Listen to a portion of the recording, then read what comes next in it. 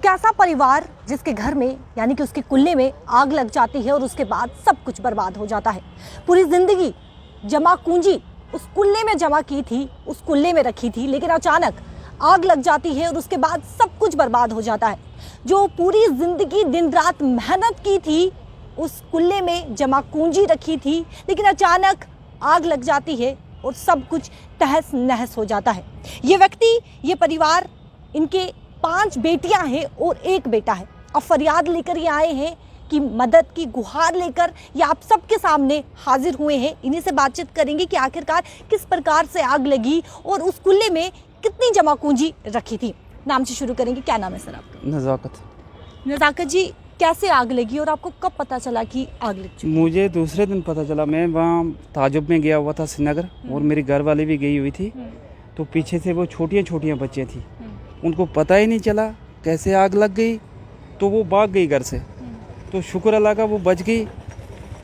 तो उधर कुछ बचा। वहाँ पर आपकी जो 5 बच्चियाँ हैं वो वहाँ पर थी जगती में? जी, बच्चियाँ भी वहीं थी।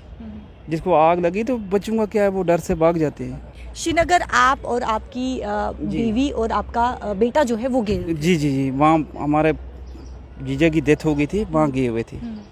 तो पीछे से ये अरसा हो गया। जी।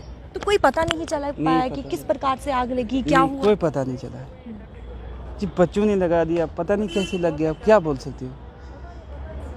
तो क्या कुछ उस कुल्ले में, आपके घर में क्या कुछ सामान आपने रखा हुआ था जो जलकर सब राख हो गया? दीदी, घर में तो बहुत सारे सामान होते हैं। बिस्तरा भी होता है, कंबल वगैरह भी होता है, और नकदी भी जो दिहाड़ी लगा के 50,000 रुपया रखा था। किस पास से रखा था? कभी बच्ची बीमार होती है, कभी बच्चा हो जाता है, कभी घर में राशन लाना पड़ता है। जो कागजात थे, डॉक्यूमेंट थे हमारे, सब जलकर लाख हो गए, और बिस्तरा वगैरह कुछ हमें वहाँ से नहीं मिला। जी।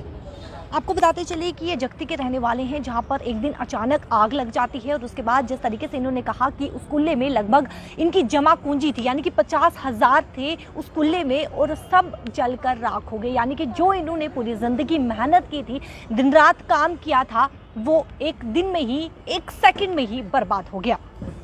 सर, क्या कुछ काम करते हैं आप? लेबर का काम करते हैं। तो किस तरीके से आप गुजारा किस तरीके से कर रहे हैं, पालन पोषण किस तरीके से कर रहे हैं? उसे दिहाड़ी से कर रहे हैं। उसे दिहाड़ी से 500 रुपया मिलता है, उसी से कर रहे हैं टाइम पास। जी। घर में खाने के लिए राशन वगैरह कुछ? कोहली साहब वहाँ पर पहुँचा था, 2 गुत्थियाँ राशन, 3 कंबल वहाँ पर हमें पहुँचे हैं। बस उसी से टाइम पास कर रहे हैं, और तो हमारे पास कुछ नहीं है। जो पैसे थे वो भी जल गए, जो हमारे पास आज थोड़ी कमाया था वो ख़त्म हो गया सेकंडों में। तो अब मैं यही कहता हूँ कि इंसाफ परिवार के साथ। एक गुहार, एक फरियाद, एक उम्मीद के साथ ये आप सबके सामने हाजिर हुए हैं। एक गुहार लगा रहे हैं कि मदद की गुहार यहाँ पर लगाई जा रही है कि अगर आप चाहें तो मदद कर सकते हैं, आपकी मर्जी है।